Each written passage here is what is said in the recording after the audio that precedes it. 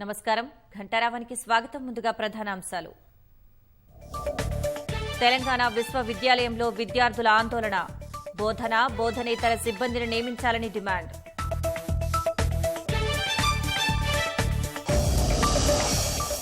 గుజరాత్లో remission order రద్దు చేయాలన్న కేటీఆర్. దేశం పట్ల ప్రధాని చిత్తశుద్ది నిరూపించుకోవాలని వ్యాఖ్య.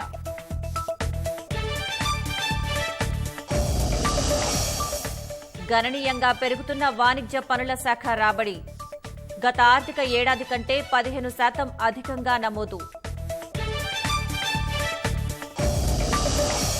భారత ఫుట్బాల్ సమాఖ్య నిషేధంపై సుప్రీంకోర్టు విచారణ.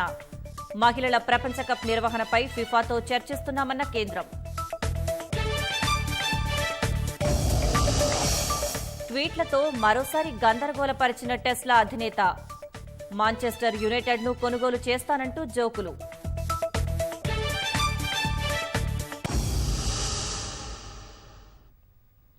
రాష్ట్ర వాణిజ్య పనుల శాఖ రాబడి వృద్ధి రేటు గత ఏడాది కంటే 15% అధికంగా నమోదైంది. ఈ ఆర్థిక సంవత్సరంలో జులై నెలాఖరు వరకు 22,657 కోట్ల ఆదాయం వచ్చింది. గతేడాది కంటే ఈసారి 2,891 కోట్లు అధికంగా రాబడి వచ్చింది. ఈ ఆర్థిక ఏడాది వాణిజ్య పనుల శాఖ ద్వారా 69,203 కోట్లు రాబడిని అంచనా వేయగా జూలై నెలాఖరు వరకు 22,657 కోట్లు ఆదాయం వచ్చింది.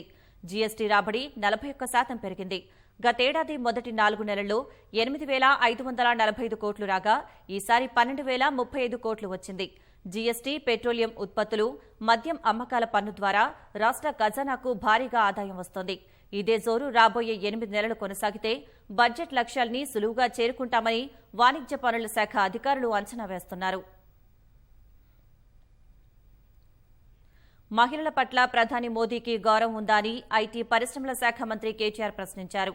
గుజరాత్లో 11 మంది రేపిస్టులను ప్రభుత్వం విడుదల చేయడంపై మోదీ జోక్యం చేసుకోవాలన్నారు. అక్కడి సర్కారు రెమిషన్ ఆర్డర్ను రద్దు చేయాలని వ్యాఖ్యానించారు. ఎంహెచ్ఏ ఆర్డర్కు వ్యతిరేక చర్యలు అసహ్యంగా ఉంటాయన్న కేటీఆర్ దేశం పట్ల ప్రధానికున్న చిత్తశుద్ది నిరూపించుకోవాలని పేర్కొన్నారు.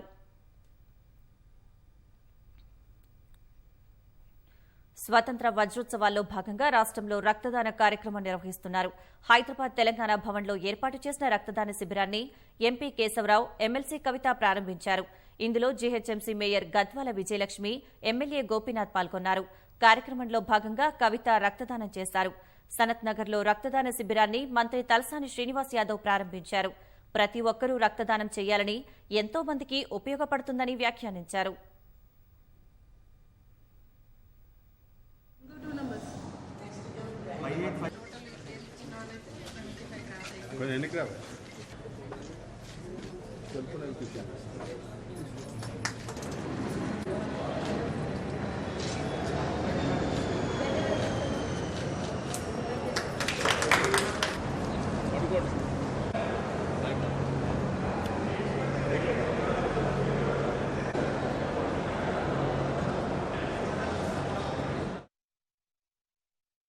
భారతదేశ స్వాతంత్రానికి సంబంధించి 75 వసంతాలు నిండినటువంటి సందర్భంలో మన భారత పౌరులుగా మనందరం కూడా ఒక్కసారి ఆలోచించుకోవాలి. ఈ దేశంలో జరుగుతున్నటువంటి పరిస్థితులు ఏంటి, ఈ పరిస్థితులు మారడానికి పౌరులుగా, ప్రజలుగా మన వంతుగా మనం ఏం చేయాలనేటటువంటి సమీక్ష చేసుకోవాల్సినటువంటి అవసరం ఉన్నది.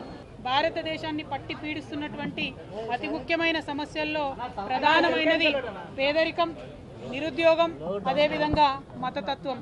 ఇవన్నిటినీ కూడా మనం సమూలంగా రూపుమాపుకున్నట్టయితే ఖచ్చితంగా 100 సంవత్సరాలు భారతదేశానికి స్వాతంత్రానికి నిండే లోపల మనం భారతదేశం ప్రపంచంలో నంబర్ 1 శక్తిగా ఎదిగేటటువంటి ఆస్కారం ఉంటుంది.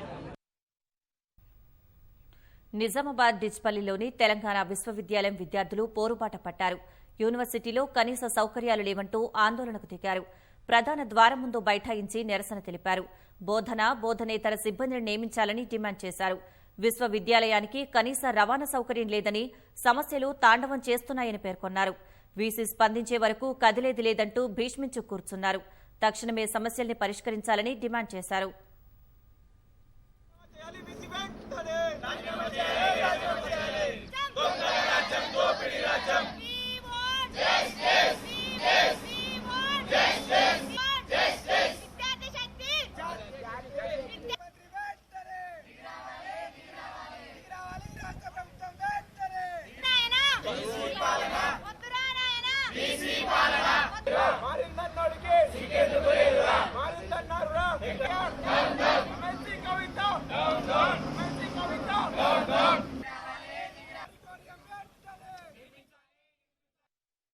ఈ తెలంగాణ రాష్ట్రం పేరు మీద ఏర్పడే యూనివర్సిటీ తెలంగాణ యూనివర్సిటీ, ఇది పేరుకి తెలంగాణ యూనివర్సిటీ తప్ప ఈరోజు రాష్ట్రంలో అన్ని యూనివర్సిటీలు నెగ్లెక్ట్ అవుతూ ఉన్నాయి.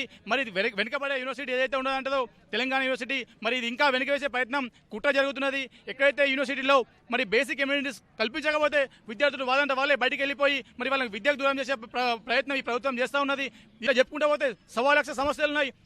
ఏదో ఉంటున్నామనే తప్ప ఈ యూనివర్సిటీలో ఎట్లాంటి ఫెసిలిటీస్ లేవు. మాకు నూతన గర్ల్స్ హాస్టల్ కానీ, ఆడిటోరియం కానీ, విద్యార్థులకు మెస్సులో సరిపడా ఫర్నిచర్లు కానీ, ప్లేట్లు కానీ, అలాగే వైఫై సమస్యలు తీర్చాలి. అలాగే యూనివర్సిటీలో ఉన్నటువంటి లైబ్రరీలో డిజిటల్ లైబ్రరీ కానీ మరియు ఇతరత్ర సమస్యలు చాలా ఉన్నాయి. మరియు దూర ప్రాంతాల నుండి యూనివర్సిటీకి వచ్చే విద్యార్థులకు రవాణా సౌకర్యం లేదు. కాబట్టి ఈ సమస్యల్ని యూనివర్సిటీ సంబంధించిన వీసీ తక్షణమే స్పందించాలి. స్పందించకుంటే మా యొక్క ఉద్యమము ఇలాగే కొనసాగుతుందని చెప్పేసి డిమాండ్ చేస్తా ఉన్నాం. ఒకటే హాస్టల్లో గర్ల్స్ అందరూ ఉండాలంటే చాలా ఇబ్బంది అవుతుంది. ఇక్కడ జిరాక్స్ సెంటర్ లేదు. మొత్తానికి ఒక జిరాక్స్ తీసుకోవడానికి మనం ఇక్కడ నుండి మళ్ళీ డిచ్పల్లి వరకు 4 కిలోమీటర్లు నడవాల్సి వస్తుంది. తర్వాత మనకి ఇక్కడ అంబులెన్స్ సౌకర్యం లేదు, ఆడిటోరియం లేదు, ఏది కూడా లేదు. ఎట్లాంటి సదుపాయాలు ఇక్కడ లేవు. ఎవరికి కలిసినా కానీ ఎలాంటి రెస్పాన్స్ ఇవ్వడం లేదు. చాలా ఇబ్బంది అవుతుంది మాకు. ఆ ఉద్యమం ఇట్లాంటి ఆగదు. ఎంత చేస్తేనే ఇక్కడ మేము జరుగుతాము, ఇక్కడ లేకపోతే మొత్తానికి జరగదు ప్రసక్తే లేదు. అఖిల భారత ఫుట్బాల్ సమాఖ్య ఏఏఎఫ్ఎఫ్ పై ఫిఫా విధించిన నిషేధానికి సంబంధించిన విచారణను సుప్రీంకోర్టు ఈ నెల 22కు వాయిదా వేసింది. కేంద్రం తరపున హాజరైన సొలిసిటర్ జనరల్ తుషార్ మెహ్తా విజ్ఞప్తితో ధర్మాసనం విచారణను వాయిదా వేసింది. అండర్-17 మహిళల ప్రపంచ కప్ను భారత్లో నిర్వహించడంపై ఫిఫాతో కేంద్రం చర్చిస్తోందని తుషార్ మెహ్తా కోర్టుకు విన్నవించారు. ఇప్పటికే ఫిఫాతో 2 సమావేశాలు జరిగాయని, ప్రపంచ కప్ నిర్వహణపై సానుకూల ప్రయత్నాలు జరుగుతున్నాయని తెలిపారు. భారత్లో ప్రపంచ కప్ నిర్వహణ కీలకమన్న ధర్మాసనం దానివల్ల అండర్-17 అథ్లెట్లకు ప్రయోజనమని వ్యాఖ్యానించింది. భారత ఫుట్బాల్ సమాఖ్యలో బయటి వ్యక్తుల ప్రభావం ఎక్కువగా ఉందనే కారణంతో ఫిఫా మండలి ఈ నిషేధం విధించింది. దీంతో అక్టోబర్లో భారత్లో జరగాల్సిన అండర్-17 మహిళల ప్రపంచ కప్ను నిర్వహించడం లేదని పేర్కొంది. సామాజిక మాధ్యమాల్లో తరచూ ట్వీట్లు చేస్తూ నెటిజన్లను గందరగోళంలో పడేసే టెస్లా అధినేత ఎలాన్ మస్క్ మరోసారి అదే పని చేశారు. ఇంగ్లీష్ ఫుట్బాల్ క్లబ్ మాంచెస్టర్ యునైటెడ్ను కొనుగోలు చేయనున్నట్లు సంచలన ట్వీట్ చేసిన మస్క్ కాసేపటికే అదో పెద్ద జోక్ అని చెప్పుకొచ్చారు.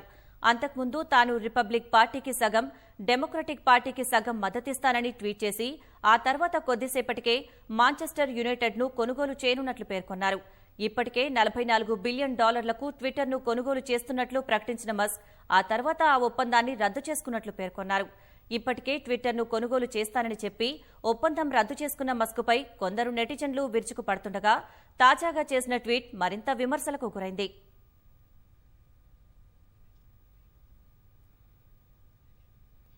$140 కోట్ల మంది జనాభా, ఆ సేతు హిమాచలం విస్తరించిన వేల కిలోమీటర్ల కొలది భూభాగం, ఉత్తరం నుంచి దక్షిణానికి, తూర్పు నుంచి పశ్చిమాన కనిపించే భిన్న సంస్కృతులు, సంప్రదాయాలు. భారతదేశం గురించి చెప్పుకోవలసి వస్తే గుర్తుకు వచ్చే మాటలివి.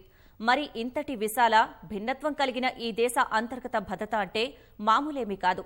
ఇందుకోసం అనేక బలగాలు ఉన్నా ఒక్కో దళానికి ఒక్కో ప్రత్యేకత. అలాంటి దళాల్లో కీలకమైనది ర్యాపిడ్ యాక్షన్ ఫోర్స్, స్థూలంగా పిలిస్తే ఆర్ఏఎఫ్. అల్లర్లు, సంఘ విద్రోహ చర్యలు, ప్రకృతి విపత్తులు, ఆపదలు, ఇలా ఏ కష్టం వచ్చినా ప్రాణాల కొద్దీ దేశ సేవలో ముందు వరుసలో ఉంటుంది ఆర్ఏఎఫ్. అంతేనా, ఎన్నికలు, ఉత్సవాలు వంటి విధుల్లోనూ వీరిది కీలక పాత్రే. అలాంటి ఈ దళం పుట్టుక, విధులు, ప్రత్యేకతలపై ప్రత్యేక కథనం.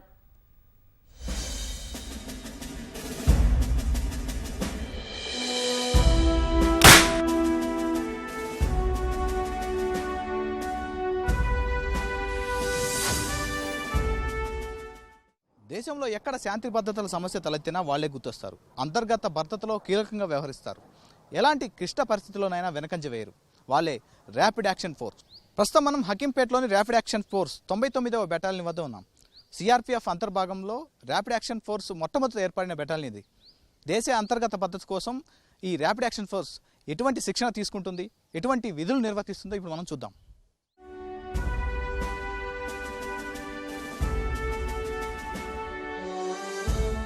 దేశ సరిహద్దుల భద్రతకు సైన్యంతో పాటు అనేక సాయుధ బలగాలు ఉన్నట్లే అంతర్గత భద్రతకు సైతం విభిన్న దళాలు విధులు నిర్వహిస్తున్నాయి. అంతర్గత భద్రత అంటే మామూలు విషయం కాదు. ముఖ్యంగా 140 కోట్ల జనాభా ఉన్న భారత్ లాంటి విశాల దేశానికి ఇది పెను సవాల్.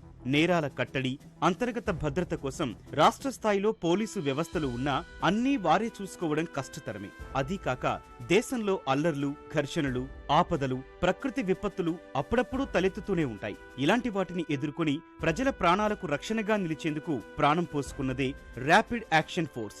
3 ముక్కల్లో చెప్పుకోవాలంటే అదే RAF.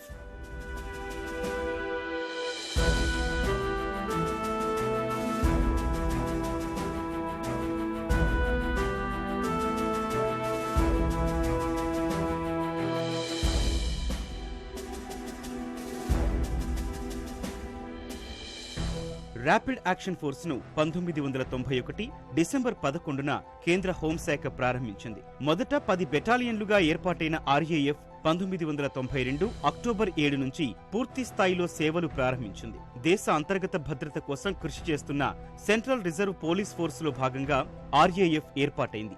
RAF తో సత్ఫలితాలు రావడంతో మరో 5 బెటాలియన్లను ప్రారంభించారు. మొదట 99 నుంచి 108 బెటాలియన్లుగా ప్రారంభం కాగా ఆ తర్వాత మరిన్ని ప్రారంభించారు. ఒక్కో బెటాలియన్లో ఆల్ఫా, బ్రావో, చార్లీ, డెల్టా పేర్లతో 4 కంపెనీలు ఉంటాయి.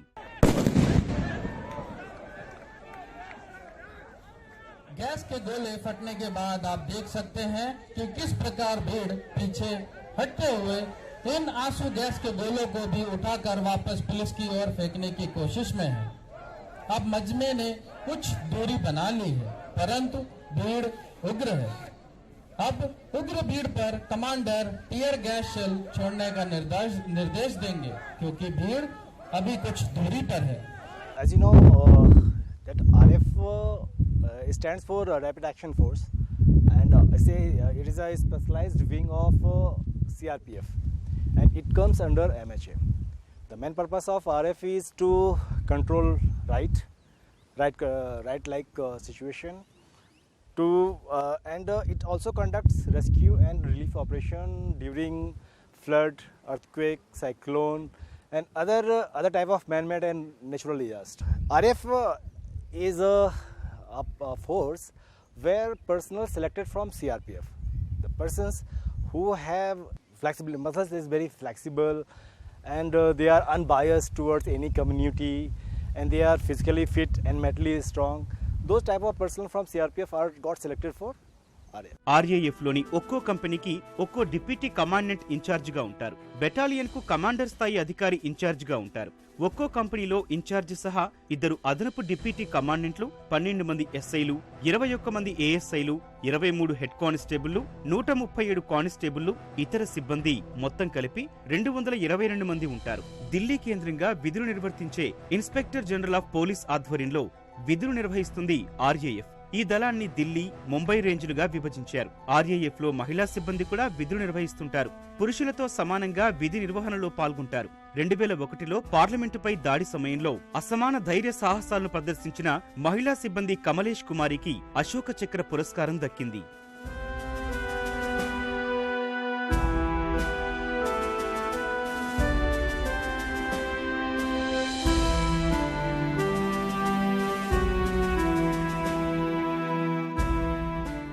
దేశంలో ఎక్కడ శాంతి భద్రతలకు విఘాతం కలిగినా ముందుగా వినిపించే పేరు RAF. ర్యాపిడ్ యాక్షన్ ఫోర్స్ రంగంలోకి దిగితే సమస్య దాదాపుగా తీరినట్లే. ఈ దళం ఏర్పాటైన కొన్నేళ్లలోనే దేశంలో అంతర్గతంగా జరిగే అల్లర్లు గణనీయంగా తగ్గాయి. కేంద్ర హోంశాఖ ఆధ్వర్యంలో పనిచేస్తున్న RAF కు రాష్ట్ర స్థాయిలో యూనిట్లుంటాయి. అక్కడి పరిధిలో అల్లర్లు, ఘర్షణలు, ప్రకృతి విపత్తులు తలెత్తిన RAF సిబ్బంది వెంటనే అక్కడ వాలిపోతారు. ఉత్సవాలు, వేడుకల వంటి కార్యక్రమాల్లోనూ వీరిది కీలక పాత్రే. టియర్ గ్యాస్ యూజ్ చేసినా కూడా ఉద్రిక్తమైన ఆందోళనకారులు ముందడుగే వేస్తున్నారు కానీ వెనకడుగు వేయట్లేదు. ముందేం చూద్దాము. अब बचमे को तितर बितर करने के लिए लाठी प्रहार किया जा रहा है.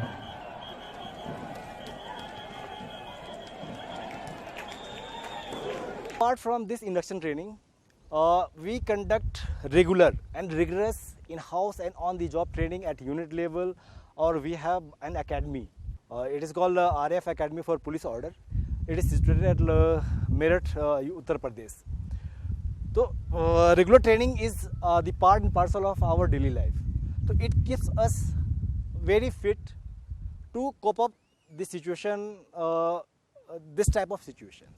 ఆర్ఏఎఫ్ అవసరమైతే ఉగ్రవాద నిరోధక చర్యల్లోనూ పాలు పంచుకుంటుంది. 2008 ముంబై ఉగ్రదాడి సమయంలో ఆర్ఏఎఫ్ సిబ్బంది ట్రైడెంట్ హోటల్, తాజ్ హోటల్ ప్రాంతాన్ని చుట్టుముట్టి ఉగ్రవాదులు పారిపోకుండా తమ వంతు విధులు నిర్వహించారు. మానవతా కార్యక్రమాల్లోనూ ఈ సిబ్బంది పాల్గొంటున్నారు. వరదలు, భూకంపాలు, వ్యాధులు తలెత్తినప్పుడు ప్రజలకు అండగా నిలుస్తుంటారు. वाटर कैनन की बौछार डालने के बाद भी भीड़ पीछे हटने को तैयार नहीं है। अब कमांडर आंसू गैस का प्रयोग करेंगे।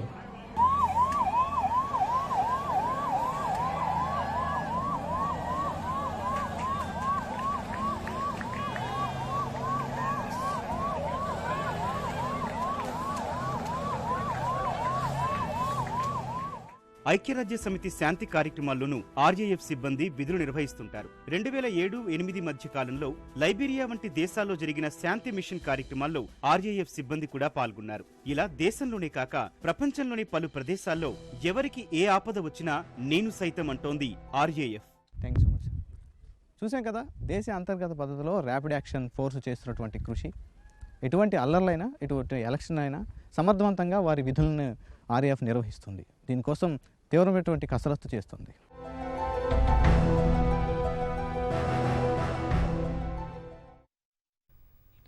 విదేశీ విద్య లక్షలాది విద్యార్థుల కోరిక. ఇందులో చాలా మంది విద్యార్థులు పోస్ట్ గ్రాడ్యుయేషన్ కోసం అగ్రరాజ్యానికి వెళ్తుంటే ఈ యువకుడు అండర్ గ్రాడ్యుయేషన్కే అమెరికా చెక్కేస్తున్నాడు. హైదరాబాద్కు చెందిన వేదాంత్ ఆనంద్ అమెరికాలోని ప్రతిష్టాత్మక కేస్ వెస్టర్న్ రిజర్వ్ విశ్వవిద్యాలయంలో బ్యాచిలర్ డిగ్రీ అడ్మిషన్తో పాటు 1,30,00,000 స్కాలర్షిప్కు ఎంపికయ్యాడు. సీటు కోసమే చాలా మంది విద్యార్థులు నానా కష్టాలు పడుతుంటే ఈ యువకుడు మాత్రం సీటుతో పాటు స్కాలర్షిప్ను సాధించి స్ఫూర్తిగా నిలుస్తున్నాడు. ఇంతకీ వేదాంత్ ఆనంద్కు ఈ విజయం ఎలా సాధ్యమైంది? దీనికోసం ఎలా సన్నద్దమయ్యాడు? తన భవిష్యత్తు లక్ష్యమేమిటి? ఇలాంటి మరిన్ని విషయాలను ఆనంద్ మాటల్లోనే తెలుసుకుందాం. ఇప్పుడు వేదాంత్ అమెరికాలో అండర్ గ్రాడ్యుయేట్ చదువుకునేందుకు 1,30,00,000 స్కాలర్షిప్ మంజూరు చేసింది. ఈ స్కాలర్షిప్ రావడానికి ఎట్లా ట్రైన్ అయ్యారు, తర్వాత అమెరికాలో అండర్ గ్రాడ్యుయేట్ ఏం చదువుకోబోతున్నారు విషయం తెలుసుకుని మనతో పాటుగా మాట్లాడడానికి వేదాంత్ ఉన్నారు. హాయ్ వేదాంత్, అమెరికాలో ఏం చదువుకోబోతున్నారు? మీకు ఏ యూనివర్సిటీలో అడ్మిషన్ వచ్చింది? ఎంత స్కాలర్షిప్ వచ్చింది? Case Western Reserve University, Cleveland, Ohio, United States of America 1.3 crore scholarship వచ్చింది. ఇంకా అక్కడ ప్రీ మెడ్ కోర్స్ వెళ్తా and double majoring in neuroscience. It's 4-year undergraduate course. అక్కడ చేయాలనుకుంటున్న కోర్సు ప్రత్యేకత ఏంటి? Actually Case Western Reserve University చాలా prestigious school. Actually అది research university, so one of the top in the world. So నేను అది select చేసా. Amongst 4 university acceptance వచ్చింది. నేను case Western Reserve university select చేశా. సో దాంట్లో రీసెర్చ్ చాలా డీటెయిల్ గా ఉంటుంది అండ్ ఇంజనీరింగ్ ఇంకా మెడిసిన్ చాలా బెస్ట్. అక్కడ యూఎస్ లో టాప్ 10 లో ఉంటుంది case Western Reserve university. So అందుకే నేను అది సెలెక్ట్ చేశా. న్యూరో సైన్స్ అక్కడ చాలా ప్రెస్టీజియస్ కోర్స్, ఇంకా చాలా హార్డ్ కోర్స్ అది, బట్ అదే నా ప్యాషన్. అక్కడ ఆ యూనివర్సిటీలో ఇంతకుముందు చేసిన స్టడీస్, ఇంతకుముందు చేసిన అవి ఏమైనా ఉన్నాయి? అక్కడ యూనివర్సిటీలో ప్రొఫెసర్స్ కానీ అట్లా మీరు ఏమైనా స్టడీస్ చేసి? యా, యాక్చువల్లీ అప్లికేషన్ క్రియేట్ చేయడానికి నేను ప్రొఫెసర్ని చూసా. చాలా డిస్టింగ్విష్ ప్రొఫెసర్స్. వాళ్ళు చాలా రీసెర్చ్ పేపర్స్ చేశారు, చాలా ప్రాక్టికల్ అప్రోచెస్ చేశారు, చాలా ల్యాబ్ మెథడ్స్ చేశారు. అది చేసిన తర్వాత వీళ్ళు 17 Nobel laureates Case Western Reserve university నుంచి. సో 17 నోబెల్ లారియట్స్ అంటే పెద్ద విషయం కదా. So it's a very big thing 17 Nobel laureates అంటే. సో ఆబ్వియస్లీ నేను అక్కడ వెళ్తా. చాలా professors are still who are the Nobel laureates అక్కడ స్టిల్ చదువుతారు. దే స్టిల్ టీచ్ దేర్ అక్కడ యూనివర్సిటీలో. So if I can go under their guidance, వాళ్ళ కింద నేను స్టడీ చేస్తే, so I also be amongst them, వాళ్ళ పియర్స్, వాళ్ళ ర్యాంక్స్ లో ఉంటాను. మీరు 10th క్లాస్ వరకు అండ్ ఇంటర్మీడియట్ ఎక్కడ చదివారు? ఈ ఫ్యామిలీ బ్యాక్గ్రౌండ్ ఏంటి? సో నేను grade 1 to grade 12 నేను ఫ్యూచర్ కిడ్స్ స్కూల్లో చదివా. అది నానక్రామ్గూడలో ఉంది. సో grade 10 తర్వాత నేను బైపీసీ తీసుకున్నా, which is biology, physics and chemistry. So mostly నేను డైరెక్ట్ సైన్స్ ఫీల్డ్లోకి వెళ్ళా. నాకు 7th grade నుంచే సైన్స్లో ఇంట్రెస్ట్ ఉండే, but 8th grade 9th grade నుంచి స్లోలీ మెడిసిన్, డాక్టర్, సర్జన్. బేసిక్గా నా ఫ్యామిలీ బ్యాక్గ్రౌండ్ మోస్ట్లీ డాక్టర్సే. నా మమ్మీ కూడా ఒక ఫిజియోథెరపిస్ట్, నా డాడ్ డెంటిస్ట్. సో వాళ్ళ కోసం ఇంట్రెస్ట్ అక్కడ నుంచి వచ్చింది. Interest and inspiration. నేను ఆనెస్ట్గా చెప్తే నేను మోస్ట్లీ నాట్ చాలా అకాడమిక్స్, బికాజ్ లైఫ్లో అన్నీ ఉండాలి. ఓన్లీ అకాడమిక్స్ ఉంటే ఎవరు ఏం చేయరు కదా. సో యూఎస్ కూడా సేమ్, వాళ్ళొక హోలిస్టిక్ ప్రొఫైల్ చూస్తారు. సో హోలిస్టిక్ ప్రొఫైల్లో ఏముంటుందంటే వాళ్ళు ఓన్లీ అకాడమిక్స్ చూడరు, వాళ్ళు అకాడమిక్స్, ఎక్స్ట్రా కరిక్యులర్స్ అని అన్నీ చూస్తారు. నా బ్యాక్గ్రౌండ్లో నేను ఫుట్బాల్ ఆడతా, ఫుట్బాల్ స్టేట్ లెవెల్ వరకు ఆడా. నేను గిటార్ చేస్తా, కొంచెం మ్యూజిక్ చేస్తా, ఆర్ట్స్లో ఉంటా. చాలా leadership leadership courses, leadership roles చేశా. ఫ్రమ్ grade 7 అదన్నీ చేశా. సో అలాంగ్ విత్ దాట్ కూడా అకాడమిక్స్ ఆల్సో కంటిన్యూ చేశా. ఎందుకు అబ్రాడ్? ఎందుకంటే చాలా మంది ఎంఎస్ కు అబ్రాడ్ వెళ్ళాలనుకుంటారు, కానీ మీరు అండర్ గ్రాడ్యుయేట్కి వెళ్తున్నారు, ఎందుకు ఆ ఆలోచన వచ్చింది? సో బేసిక్గా నేను 7th ఒక ట్రిప్కి వెళ్ళా కెనడాకి విత్ మై పేరెంట్స్తో వెళ్ళా. సో అక్కడ నేను డిసైడ్ అయ్యా బికాజ్ ఈ ఎడ్యుకేషన్ అక్కడ ఈ సిస్టమ్ చాలా డిఫరెంట్ ఉంది. వాళ్ళు రియల్ లైఫ్ సిచ్యువేషన్ తీసుకొని ప్రాక్టికల్ అప్రోచ్ చేస్తారు స్టడీస్కి. Okay, practical like research papers, projects and studies అన్ని ప్రాక్టికల్ అప్రోచెస్ ఉంటాయి. సో నేను ముందు నుంచి అలాగే చదువుతున్నా. ఇక్కడ కొంచెం థియరటికల్ ఉంటుంది ఇండియాలో. It's not that it's bad. Education systems different ఉన్నాయి. నేను ఆ ఎడ్యుకేషన్ సిస్టమ్ ప్రిఫర్ చేస్తా. అందుకే నేను యూఎస్ డిసైడ్ చేసాకి అండర్ గ్రాడ్యుయేట్ అక్కడే వెళ్తానని. సైన్స్ ఎందుకు అనుకుంటారు? ఎందుకంటే చాలా మంది ఇప్పుడు ఇంజనీరింగ్ చదవడం కానీ సైన్స్లో డాక్టర్ అవుదామని చాలా మంది అనుకుంటుంది, కానీ మీరు అట్లా కాకుండా రీసెర్చ్ వైపు వెళ్దాం అనుకుంటున్నారు. సో ఎట్లా ఎంచుకున్నారు సైన్స్ ఎంచుకోవడానికి కారణం ఏంటి? అందరు చెప్తారు సిఎస్ అంటే ఫ్యూచర్ కదా, కంప్యూటర్ సైన్స్. వరల్డ్ మొత్తం అదే మెటావర్స్ అవన్నీ వెళ్తుంది. It's going to that. ఇప్పుడు 22nd century వాళ్ళందరూ will go to that direction. But health is always first priority కదా అందరి కోసం. So that was my thing. My goal was to become a doctor, become a surgeon, become a important figure in the medical field so that I can help people in society. ఇండియాకి వచ్చి మరి rural ఏరియాస్కి వెళ్ళి I can set up medical camps. అది నా goal ఉండే, ఇప్పుడు కూడా అదే గోల్. అక్కడికి వెళ్ళి రీసెర్చ్ చేసి ఇంకా టాప్ ప్రొఫెసర్స్ కింద స్టడీ చేసి ఎక్స్పీరియన్స్ గెయిన్ చేసి అక్కడ వెళ్ళి then I can give my knowledge to society and provide as much as I can. Basic like public servant. అదే నా గోల్. విదేశాలకు వెళ్ళాలని చాలా మందికి కూడా ఉంటుంది. సో ఎప్పటి నుంచి ట్రైన్ అయితే బెటర్? ఎందుకంటే అందరూ ఎంఎస్కి వెళ్తుంటారు, ఈ మధ్యలో చాలా మంది అండర్ గ్రాడ్యుయేట్ కూడా వెళ్తున్నారు. సో ఇప్పటి నుంచి వాళ్ళు ట్రైనింగ్ వాళ్ళు దానిపైన వర్క్ ఎప్పటి నుంచి స్టార్ట్ చేస్తే వాళ్ళు వెళ్ళడానికి ఈజీగా ఆస్కారం ఉంటుంది? ఓకే, సో యాక్చువల్లీ నేను 7th grade నుంచే నా మమ్మీకి చాలా కన్సర్న్ ఉంది కి కాలేజ్కి ఎక్కడ వెళ్తారో ఏం చేస్తారో అదని. సో దానికోసం నేను చాలా ప్లేసెస్కి వెళ్ళా. ఇది కాలేజ్ ఈవెంట్స్ కోసం వెళ్ళా, కాన్ఫరెన్స్ కోసం వెళ్ళా, ఇంకా ఫేర్స్ ఉంటాయి కదా, అదే కాలేజ్ ఫేర్స్. వాళ్ళ కంపెనీస్ వచ్చి చెప్తారు. సో లైక్ వీసా కంపెనీస్ వాళ్ళని. సో అక్కడ వెళ్ళా. వాళ్ళందరూ చెప్పారు నువ్వు ఇప్పుడు 7th లో ఉన్నా వదిలేయి, నువ్వు ఇప్పుడు 10th లో ఉన్నా వదిలేయి, 12th వచ్చిన తర్వాత చూద్దాం. ఇప్పుడు యాక్చువల్లీ అది తప్పు. 12th లో కాదు, స్టార్ట్ చేయాలంటే 7th 8th నుంచే స్టార్ట్ చేయాలి. బికాస్ అప్పుడే ఇది క్యారెక్టర్ స్టార్ట్స్ డెవలపింగ్ కదా, brain function start improving and me priorities కొంచెం క్లియర్ ఉంటాయి కి జీవితంలో ఏం చేయాలి, ఫర్దర్ ఏం చేయాలి, స్టడీస్ ఏం చేయాలి. ఇంకా మన ఇండియాలో కూడా 7th 8th నుంచే వీ కెన్ సెలెక్ట్ కదా, కామర్స్ తీసుకోవాలి లేకపోతే బయాలజీ లేకపోతే మ్యాథ్స్ ఏం తీసుకోవాలి. సో అప్పటి నుంచే స్టార్ట్ చేయాలి. అండ్ ఓన్లీ అకాడమిక్స్ కాదు, more you should focus on extracurriculars కూడా. లైక్ నేను గిటార్ చేస్తా, లీడర్షిప్ రోల్స్ ఉంటుంది నాకు, ఇంకా ఫుట్బాల్ కూడా చేస్తా. సో బేసిక్ గా లీడర్షిప్ రోల్స్, ఇది ఎక్స్ట్రా కరిక్యులర్స్ ప్రొఫైల్, మీ ఇది క్యారెక్టర్ ఎలా ఉంటుంది, ఇంకా academics, that's called holistic profile. Colleges జబ్ చూస్తారు కదా మీ అప్లికేషన్, వాళ్ళు హోలిస్టిక్ ప్రొఫైల్, హోలిస్టిక్ వ్యూ నుంచి చూస్తారు. సో హోలిస్టిక్ వ్యూ పట్టుకొని వాళ్ళు చూస్తారు మీ పొటెన్షియల్ ఏంటి, మీ బిఫోర్ ఎంటరింగ్ యూనివర్సిటీ మీ పొటెన్షియల్ ఏంటి, యూనివర్సిటీలో మీరు ఎలా గ్రో అవుతారు, under professors, under the faculty ఎలా గ్రో అవుతారు, ఇంకా యూనివర్సిటీ గ్రాడ్యుయేట్ చేసిన తర్వాత మీరు సొసైటీలో ఏం చేస్తారు. సో వాళ్ళంతా వాళ్ళ అప్లికేషన్ లోనే చూస్తారు, వాళ్ళంతా ఎక్స్పీరియన్స్డ్. సో వాళ్ళ ఓన్లీ అకాడమిక్స్ కాదు. సో అందుకే చెప్తున్నా to the kids of the next generation, మీరు 7th లోనే స్టార్ట్ చేయండి, మరి అంతా వెయిట్ చేయకండి ప్లీజ్. ఫైనల్ గా చెప్పండి, మీ లక్ష్యం ఏంటి? ఎంఎస్ అయిపోయిన తర్వాత ఎందులో స్థిరపడాలనుకుంటున్నారు, ఏం చేద్దాం అనుకుంటున్నారు? ఎంఎస్ చేసిన తర్వాత డాక్టర్ లేకపోతే సర్జన్ అవుతా, ఇంకా హెల్ప్ సొసైటీ, అదే ఫ్రీ కన్సల్టేషన్స్ అండ్ జో లోవర్ ఎకనామిక్ సొసైటీ ఉంటుంది నాకు కూడా హెల్ప్ చేసి వాళ్ళ కండిషన్స్ ఇంప్రూవ్ చేయండి. నాకు అదే గోల్. ఈ యూత్కి ఏం చెప్తారు? చాలా మంది ఇప్పటికీ కూడా ఇబ్బందులు పడుతూ ఉంటారు, ఏ కోర్స్ తీసుకోవాలా, అట్లాంటి వాళ్ళకు ఏం కోర్స్ తీసుకుంటే బాగుంటుంది, ఏం చెప్తారు మీరు? ఇప్పుడు ఇది 20 years ago ఏముండే, ఒక డాక్టర్ ఉండే, ఇంజనీర్ ఉండే, ఇంకేంటి కామర్స్, బిజినెస్, ఈ 3 ఉండే కదా ఇండియాలో. ఇప్పుడు చాలా ఉన్నాయి. లిబరల్ ఆర్ట్స్ అని ఒక ఇది బ్రాండ్ ఉంది ఇప్పుడు. సో లిబరల్ ఆర్ట్స్ బేసిక్ గా మీరు ఏదైనా తీసుకోవచ్చు, ఆర్ట్ తీసుకోవచ్చు, మ్యూజిక్ తీసుకోవచ్చు, లిటర్ తీసుకోవచ్చు, ఏమైనా తీసుకోవచ్చు, కోర్సెస్ ఎక్స్ప్లోర్ చేయొచ్చు. And depending on that then ఒక 3-4 months లో దే కెన్ అండర్స్టాండ్ కదా కి which one do they like, which one they can continue in. నా అడ్వైస్ అయితే అదే, నేనైతే ముందే డిసైడ్ అయిపోయా కి డాక్టర్ చేస్తానని. అదే many people are still undecided and they can explore. చాలా సేపు ఉంది, 1 year గ్యాప్ కూడా తీసుకోవచ్చు, దానిలో ఎక్స్ప్లోర్ చేయొచ్చు ఏం చేయాలి, and then they can continue. All the best Vedant. Thank you. ఇది వేదాంత్ చెప్తున్నది. పాఠశాల విద్య నుంచే విదేశాలకు వెళ్ళాలనుకున్నవారు పాఠశాల విద్య నుంచే దానిపైన ఫోకస్ చేయాలి, దానిపైన దృష్టి సారించాలి. ఓన్లీ విద్యనే కాదు, మిగతా కరిక్యులర్ యాక్టివిటీస్లో కూడా పాలు పంచుకుంటే అపరమైన అవకాశాలు విదేశాల్లో సొంతం చేసుకోవచ్చని చెప్తున్నారు. అట్లాగే తాను వైద్య వృత్తిలో స్థిరపడి సమాజానికి సేవ చేస్తానని చెప్తున్నారు వేదాంత్. పర్సన్ రమేష్తో కార్తిక్, టీవీ న్యూస్, హైదరాబాద్. హైదరాబాద్లో బీజేపీ నేత డీకే అరుణ మీడియాతో మాట్లాడుతున్నారు. ప్రత్యక్ష ప్రసారం ద్వారా చూద్దాం. ఏడ ఉంది 1 కోటి ఎకరాల మాగాణి, పచ్చి మోసగాళ్ళు మీరు. మీ కుటుంబాన్ని బంగారమయం చేసుకున్నారు. తెలంగాణ ప్రజలకు ఏమైనా దక్కిందా? తెలంగాణ వచ్చిన తర్వాత తెలంగాణ ప్రజలకేమో మీరు ఇచ్చింది అప్పులు, మీరేమో లక్షల కోట్లు వెనకేసుకున్నారు. అప్పులేమో తెలంగాణ ప్రజలకు మిగిలిపెట్టిండ్రు. మీరేమో ప్రాజెక్టుల పేర్ల మీద దోపిడీ చేసుకుంటూ ప్రాజెక్టులనేమో కొట్టుకుపోయేలాగా కట్టిండ్రు. లక్షల కోట్లు పెట్టి కాళేశ్వరం నీళ్ళపాలైపోయింది. రేపు దీని అప్పు ఎవడు కట్టాలి? కేసీఆరే కట్టాలి.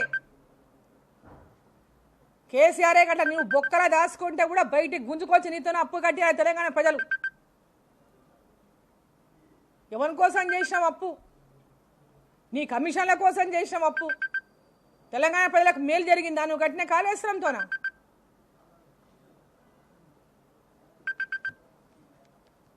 తెలంగాణ ప్రజలకేమో అప్పుల పాలు చేసి నువ్వేమో లక్షల కోట్ల కమిషన్లు మింగి తరతరాలు తిన్నా తరగకున్నటువంటి ఆస్తులు జమ చేసుకొని ఇంకా అబద్ధపు కూతలు కూస్తున్నాడు. నరేంద్ర మోదీ గారు ఈ దేశం కోసం పనిచేస్తున్నటువంటి వ్యక్తి. స్వాతంత్రం వచ్చి 75 సంవత్సరాలు అయింది. ఇంకా 25 ఏళ్లలో మనం 100 ఏళ్లు పూర్తి చేసుకుంటున్నాం. వచ్చే 25 సంవత్సరాల్లో భారతదేశం ప్రపంచ దేశాల్లోనే అత్యంత అభివృద్ధి చెందిన దేశంగా ఉండాలని ఒక విజన్తో నరేంద్ర మోదీ గారు ఒక విజన్తో ముందుకు పోతూ ఉంటే కేవలం మీ కాళ్ళు మీరు బాగుంటే చాలు, తెలంగాణ దోచుకుందాం, దాచుకుందాం, ప్రాజెక్టులు పేర్లు చెప్పి లక్షల కోట్ల అప్పులు తెద్దాం, రేపొద్దున అప్పు ఎవరిని ఎత్తినా మిగిలని తెలంగాణ ప్రజలు ఏ అప్పులన్నా కట్టుకొని ఏమైనా కానీ నేను నా కుటుంబం బాగుంటే చాలు, ఉన్నంతకాలం ఇట్లే మోసం చేసుకుంటా బతుకుతా, తెలంగాణ ప్రజల్ని ఇట్లే మోసగిస్తూ ఉంటా అనేటటువంటి నీలాంటోనికి నరేంద్ర మోదీ గారిని మాట్లాడేటటువంటి అర్హత ఉందా అసలు? ఎక్కడ చూసినా తెలంగాణ రాష్ట్రంలో టీఆర్ఎస్ పార్టీ నాయకుల అవినీతి భాగవతం పెద్ద పుస్తకం రాస్తే ఈరోజు మీకు భారతీయ జనతా పార్టీని కానీ భారతీయ జనతా పార్టీ నాయకుడు ఈ దేశ ప్రధానిగా దేశమంతా కూడా గర్వపడే నాయకత్వాన్ని అందిస్తున్న నరేంద్ర మోదీ గారి గురించి మాట్లాడేటటువంటి అర్హత మీకు లేదు. దోపిడీదారులు మీ యొక్క సంక్షేమం తప్ప ప్రజల సంక్షేమం పట్టనటువంటి మీరు నరేంద్ర మోదీ గారిని విమర్శిస్తారా?